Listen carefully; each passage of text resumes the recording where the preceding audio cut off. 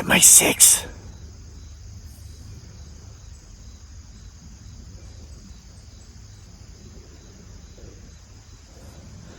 Got some peekers up here, folks.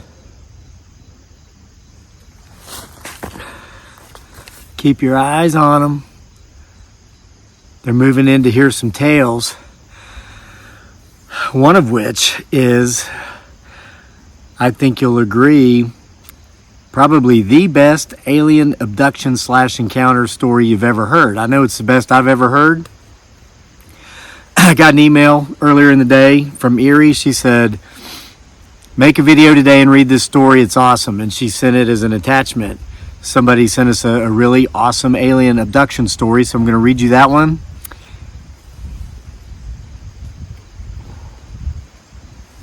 We're being watched.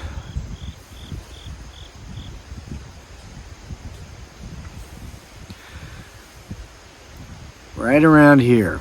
Okay, right behind that X. So I'm going to read you that one, and I'm going to read you one that I didn't think I was going to read to you on the show. I thought I was just going to let you read it when it was one of the featured stories in True Hauntings Volume 2, which at the rate you guys are submitting your stories will be out probably in another month or so. If you read Volume 1 and your story wasn't in there and you submitted a story, whether it was read on this channel or not, please email it again. Just submit it to the email address crazylake@mail.com and say, hey, I think you overlooked this one. Because another email I got from Erie very early this morning was in regard to a viewer who had contacted her because she had submitted a story last period and it wasn't in Volume 1.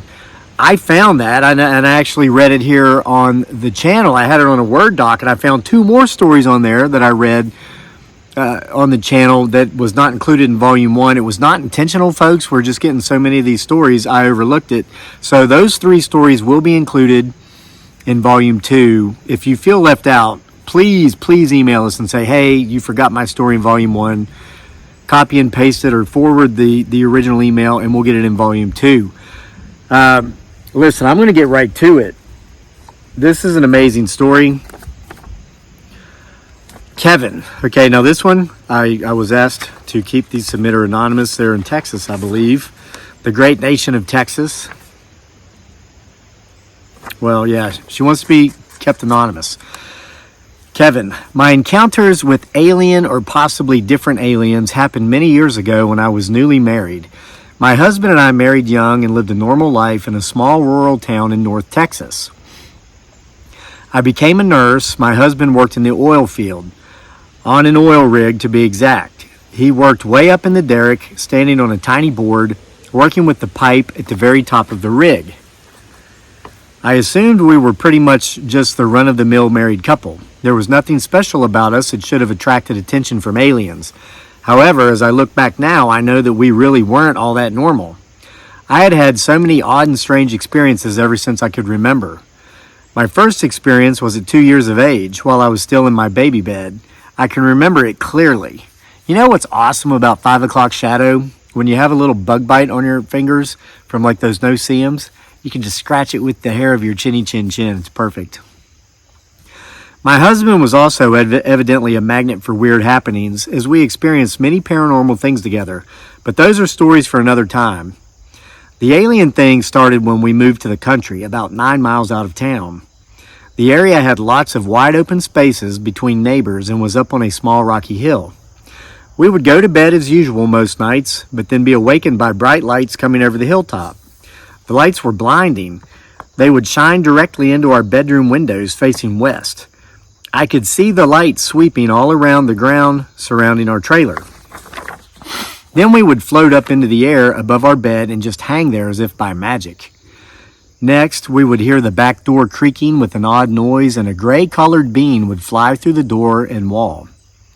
This being was short and skinny, and he had long legs and arms.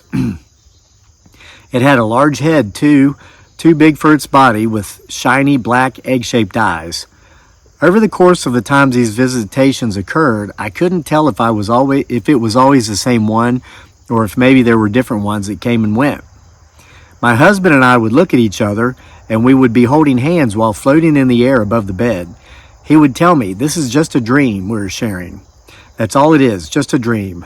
Don't pay attention to the little man. Talk to me and keep looking at me. Don't look down at your body. If you do, your body will become confused and then you will not be able to get back inside it. The spaceship will take you up and away." I never knew how he could possibly know this information, but I believed him. I grasped onto that tidbit and never looked down at the alien directly. Somehow I could see all of that at once anyway. I was aware of everything around me without having to focus my attention on any particular thing. My husband would start a conversation about just about anything, maybe about a recent movie or TV show we had just watched. We would ramble on about trivial things such as, "Wasn't that a good movie?" or "Didn't Clint Eastwood look good?" or "What did you think about that outfit he had on?" Silly things. We would laugh. I prayed out loud a lot. I would ask him if he believed this was even happening to us. He would say things like, "No, it's just a dream. Don't believe what you feel or hear. And don't tell other people about it, especially your mom." My husband and my mother didn't really like each other, to say the least. After what seemed like an eternity, the little gray man would become irritated and start talking in a fast, clicking type of noise that we didn't understand. It seemed angry and would fly back out through the door. Soon, the bright light would snap back up into the saucer-shaped craft and be gone in the blink of an eye.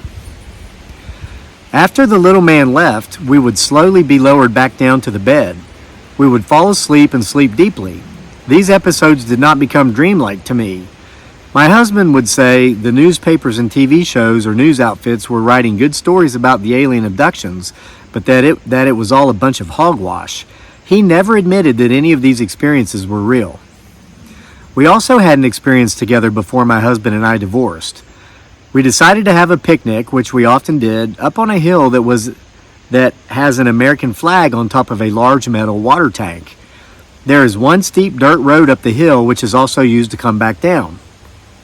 As we were laying out a blanket on the ground to eat our food, there suddenly appeared beside us a large, black, shiny limousine. I never heard the car come up the road, nor had my husband.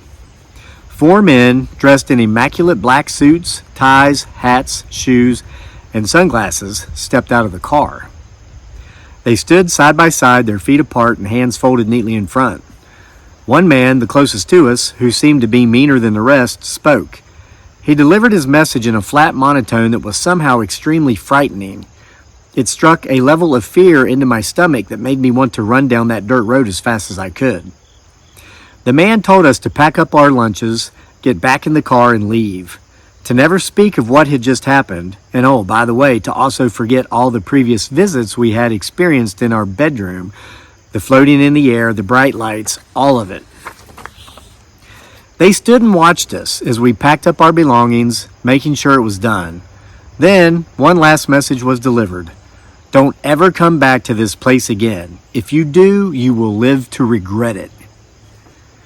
They backed up, and just as suddenly as they had appeared, they were gone. No sounds of crunching tires going over a dirt potholed road. It was terrifying, to say the least. I had never heard of the Men in Black at that time.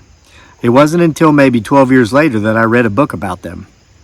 In an odd turn of events, I actually have a part-time job right across the street.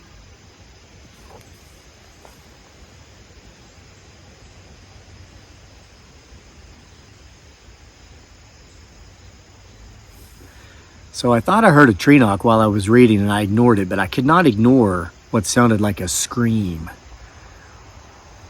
And my gut's telling me there's something moving around right back in here. So keep your eyes on that area, huh? Okay. In an odd turn of events, I actually have a part-time job right across the street from this hill with the metal water tank. There is still a flag flying, and now there are several solar panels installed as well. I have never stepped foot back on that hill. When I park at the business directly across the street, I park as close to the front door as I can, in case I need to run inside quickly. I often sit in my car and just stare up the road and at the densely wooded areas surrounding all around the hill. These are 2 of my paranormal or alien stories that happened to me. I have many others that maybe I will share in time. Feel free to use my story. Just don't use my name, as I am well known in my little town. I don't want And then my printer started running out of ink. Oh, she doesn't want to be ridiculed and made fun of and asked weird questions from people that know her in her place of business. Okay? Thank you for reading my stories. I enjoy your channel every day. Many blessings to you and your family. Stay safe out there. Anonymous. That's a great story. I believe every single word of it. It was well written. Erie told me, she's like, I had to put like one word in here to make it flow better. That was it. If you've got more stories, send them. If any of you out there have stories, whether they're 2 paragraphs long or 2 pages long, send them to crazylake@mail.com. Give us permission to do so, and we'll read them here on the channel and include them in the next or one of the upcoming volumes of True Hauntings. Now, let me get my own 6 here for just a second.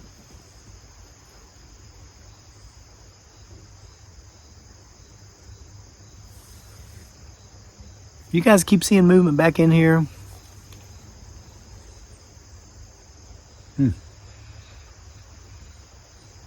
I got one of Dearly's delicious peanuts stuck in a hole in my molar.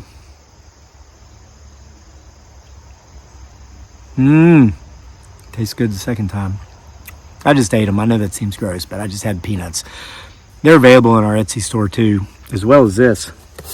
These didn't turn out quite as well as I thought they would.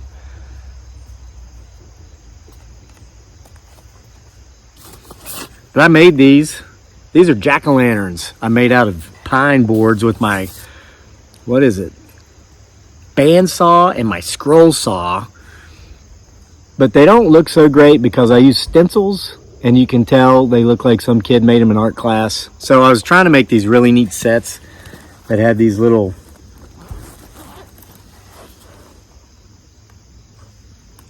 you hear those tree knocks? Oh, look at that.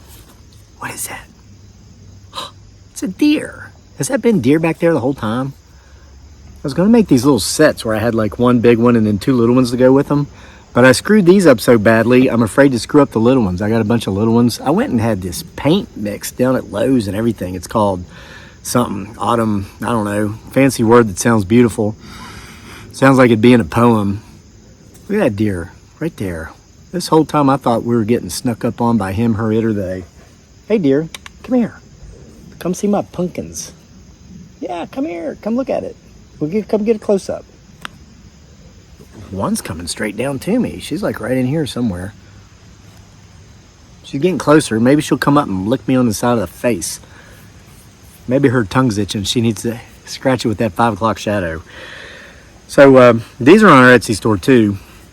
I say that because I'm trying to make money. No, well, yeah, need the money. Got bills. But no, I'm going to shout out to Jim Stump over at Counselor's Couch 101. Thank you, all of you who have gone over and subscribed to his channel. I was watching his video the other day, and he was talking about these books he'd written because he was talking about the importance of Christmas and how we kind of create our own stories. And he was showing off these Christmas books he wrote. And he's like, I'm not trying to sell books on Amazon, just so you'll know. Just want to let you know. Because he was talking about the importance of, like, somebody mentioned this in a comment section here this summer, and I made an entire video about this. They mentioned about how this woman said she likes how me and my family kind of create our own destiny by the way we choose to live. And I told her and everybody else in that video, we all choose to create our own destiny based upon the way we live. The way we see the world, which is a choice, and the way we think, the thoughts that are in our head. And so Jim was talking about this stuff and about the importance of, making your Christmas stories, make it a good Christmas. And he was telling us about these books. So I actually bought them, Jim. So you might not have been trying to sell books on Amazon, but for somebody who wasn't trying to sell books on Amazon, you sold a couple, at least to me. I'm an avid reader, love to read, and I can't wait to read these. They just came in the mail. I saw the delivery guys that was coming out up here, so I got them. But my point is, Jim, hell yeah, try to sell stuff on your YouTube channel. I do. Well, I painted the backs. These set up. So what I'm going to do, if anybody buys these, is I'm going to actually autograph the back with a Sharpie, date them and everything, say Happy Halloween. I only made these 3. Okay, it looks like a deer, but it talks like a crow. This might be a freaking shapeshifter, yo. Ho, ho, ho. All right. So this next story, it's about poltergeists. I was just a little bit longer, so I was just going to let it be one that you would read when you bought volume 2. There goes that deer. See her? Come on. Well, she's getting closer. She went around that way to go around a tree. Now she's coming back this way. Come on, girl. Come here. Come here. Wow, there's all kinds of them. 1, 2, 3, 4. Here comes a buck. There's a big buck coming down the hill. See him? He's a buck. Oh, by the way, when I opened the blinds this morning at sunrise, this is the first thing I saw this morning, this very morning. Have a look. Here's what I just opened my blinds to this morning.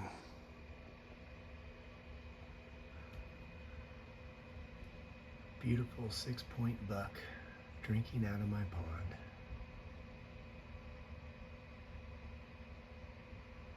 Life in the country. Wasn't that beautiful?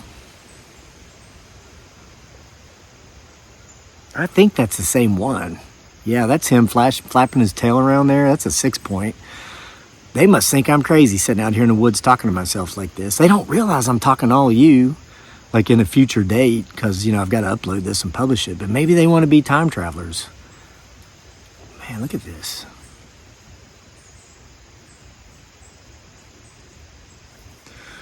That deer is literally like 15 feet away from me. You might not be able to tell because of the depth perception of the video here, but I mean, I could almost pet her.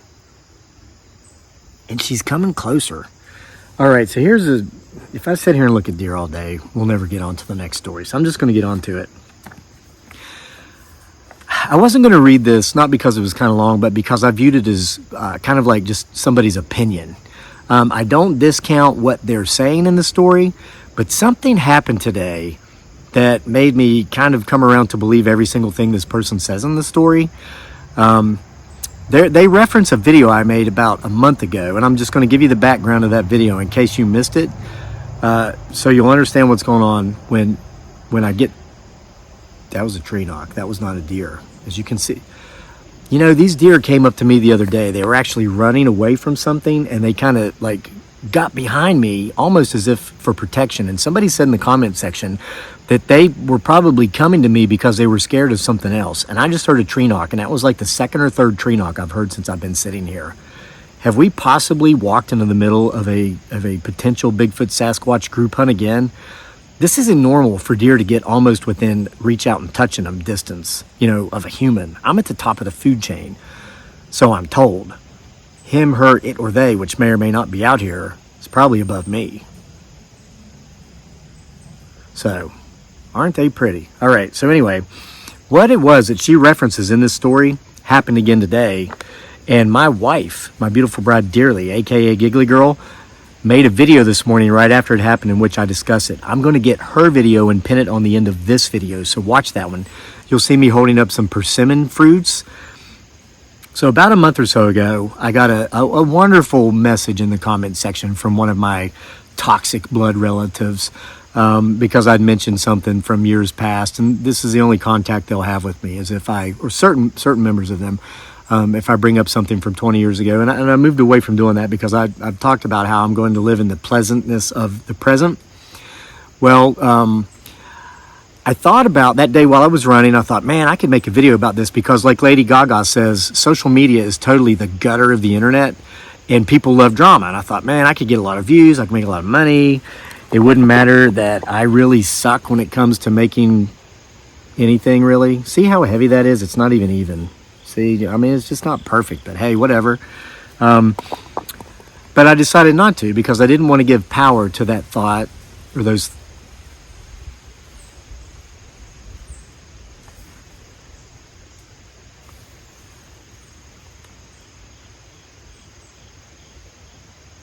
Okay, as you saw, they all ran that way. And I just heard footsteps coming from this way.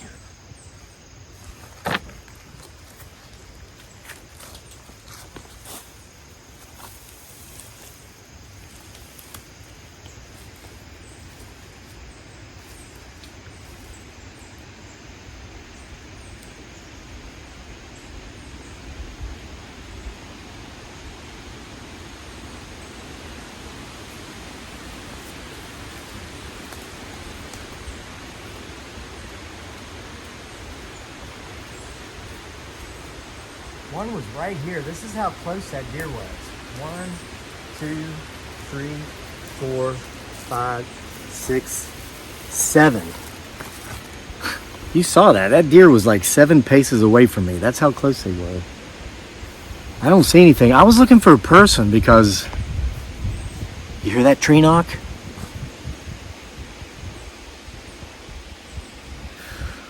You know, Bigfoot Sasquatch is up here deer hunting again. That's all there is to it.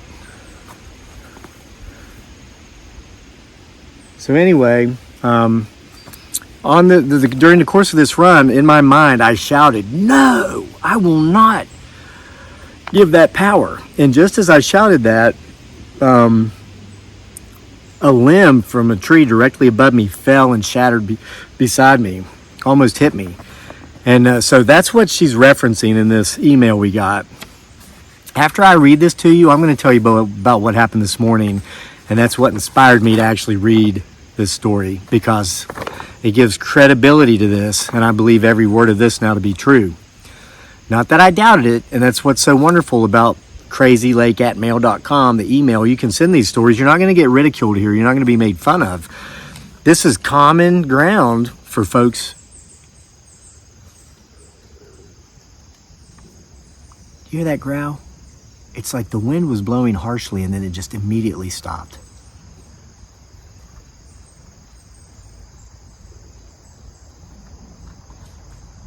Okay. Her name is Bert Ann, and she's from California. Hello, Bert Ann. Thanks for your submission. Hi, Kevin. I've been watching your channel, Homesteading Off the Grid, for about 2 years. It was the stories you read from your book, October Nights, that brought me. There's something big in this forest. It's already scared the deer away, and it's trying to scare me away. These colors don't run. Okay.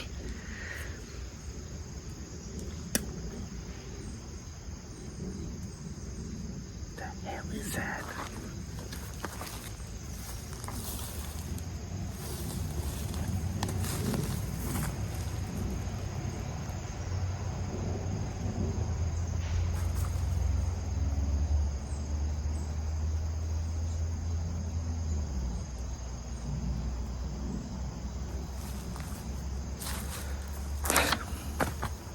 Guys, the veil is growing thin, and I think things are walking through to our side.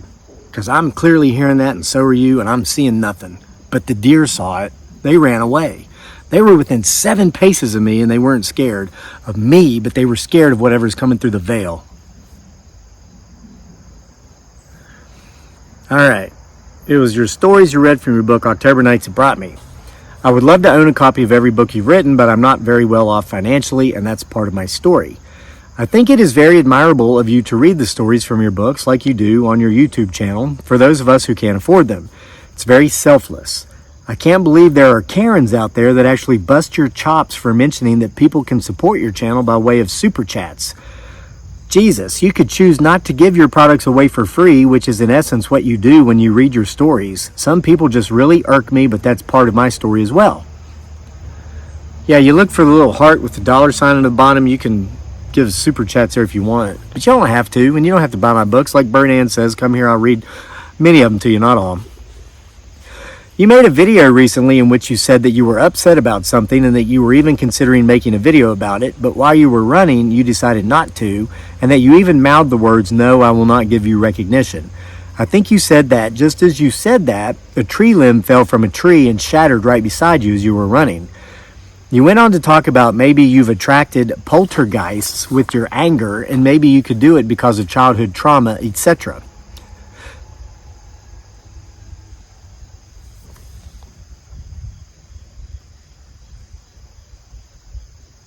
Did you hear that? That was like, how? Like a wolf baying at the moon.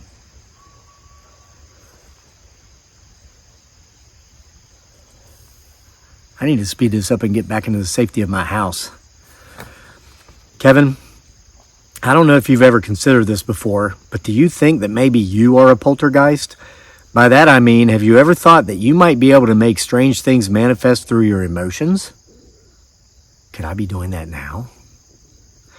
I'm not trying to be insulting, and I know this sounds nuts, but the only reason I'm contacting you by way of email and asking you this is because I know these things are possible because I experienced this myself in my own life. It's why, when I mentioned earlier that people irk me and I'm pretty much broke are both parts of the story, it is because they are part of the story. You see, I can't stand most people, and if I get too upset in the presence of other people because of those people have a tendency to get hurt in strange ways.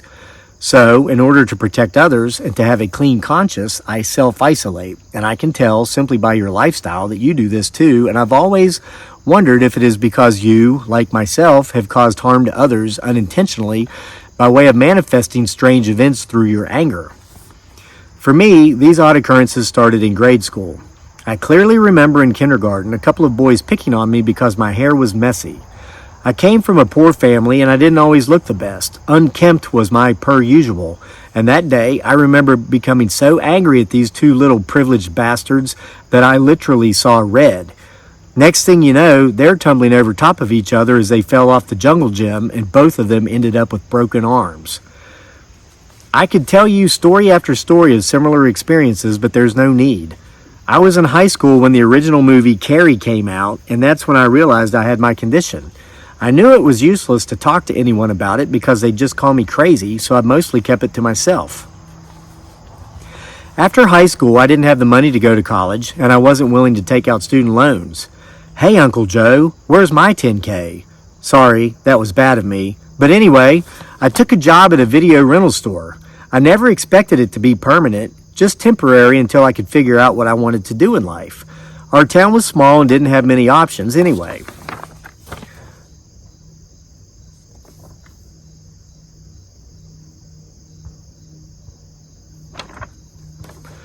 So, one weekend, not long after I'd started working there, this couple, a boy and girl, came in to rent a video. They'd been one of those popular couples in high school, and they'd both gone off to college. They were in for the weekend. When they saw me, they talked to me more than they ever did the entire time we'd been in school, but it wasn't to be nice or friendly, it was to be demeaning and critical, because here I was, working in a video rental shop while the two of them were going to college. Well, that made my blood boil, and as you might expect, in pretty short order, they had racks of videotapes falling on them. No broken bones this time, but stitches for them bitches were in order. The final straw came for me a few years later when I'd landed a job working in a UPS distribution center. It was my job to unload packages that came in off the tractor trailers and break them up for delivery. I had a crush on a guy who was one of the drivers, and I thought this other girl was my friend, so I told her about it, and she laughed at me and said I didn't have a chance, and then she told others, and I became the running joke of the day. Kevin, I regret this every day of my life, but that woman never made it home that evening. Her car was broadsided by one of the tractor trailers coming into the lots as she was leaving, and she was killed instantly. I decided that I would never work again after that and that I would minimize my time spent with other people. It's why my income is low. I have unique ways in which I earn money, mostly online, much like yourself, just not through social media, but I barely earn enough to make ends meet, hence why I cannot purchase your books, and again, why I'm so thankful that you read many of them on your channel. I believe that most people get what they deserve, but I would rather allow karma to seek vengeance upon others, not my powers that seem to be brought about by my anger, which I believe leads to the manifestation of my poltergeist. Kevin, you might write me off as crazy, but this is something that you should think about. I don't think it's a coincidence that that limb fell out of that tree that day while you were running and wrestling with your emotions. I know that isolating is not good for anyone from a mental health standpoint, but if, like me, you do have the ability to manifest poltergeist from anger, you might want to get your anger in check or spend long periods of time alone. Your faithful YouTube follower, Bert Ann in California. All right, so here's what happened this morning. A couple things happened this morning. I found a really creepy spot on top of a mountain on a trail I'd never been before. Found a old foundation from a house probably built by a pioneer in the late 1600s. Had something really creepy happen. So creepy, it was story worthy. And I wrote that story as the introduction for volume 2 of the next True Hauntings series. But here's what happened at the end of my run. So Dearly, my beautiful bride Dearly, aka Giggly Girl, and myself, we went out on one of our dates today. We were going to go, I wanted to run, she wanted to walk. She didn't feel like jogging. So we went to some trails that we'd never hiked on before. And after walking for a while, I said, okay, I'm going to run for 40 minutes because I wanted to run 5 miles. And I ran like 8-minute mile pace. That's like a 40-minute run. She said, okay, let's meet back at the truck in 40 minutes. So I went running, and just as I was finishing my 40-minute run, I saw her far ahead of me in the distance going towards the truck. And in my mind, I thought about yelling for her. Thought about yelling, hey, Dearly. But there were other people there, and I do live right, this was right outside of Charlottesville, Virginia. And I could just imagine, here comes this creepy old middle-aged rural white guy running out of the woods, shouting at this beautiful young woman of color across the way. I would have probably been gang tackled and beaten up and all this stuff. So I thought, nah, I better not yell for her just yet. You know, even though she's my wife, I'm just going to ask her to catch up to me. It's a Charlottesville thing. You wouldn't understand. Actually, you would if you watch mainstream media.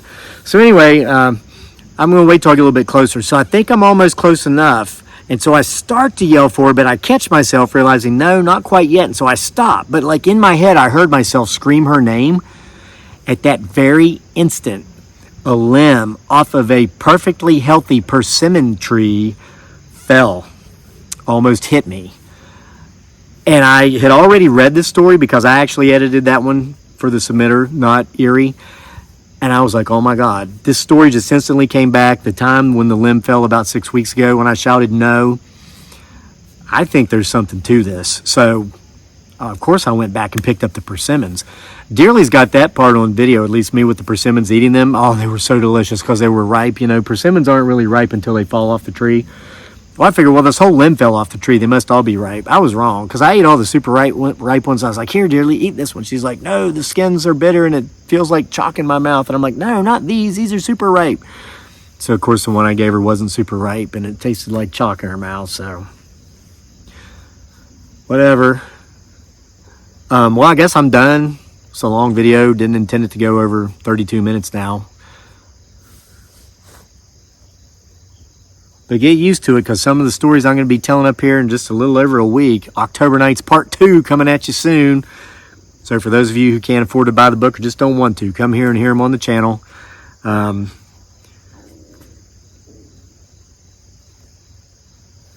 I was going to pitch my pumpkins again, but I heard another growl. So it's time for me to go.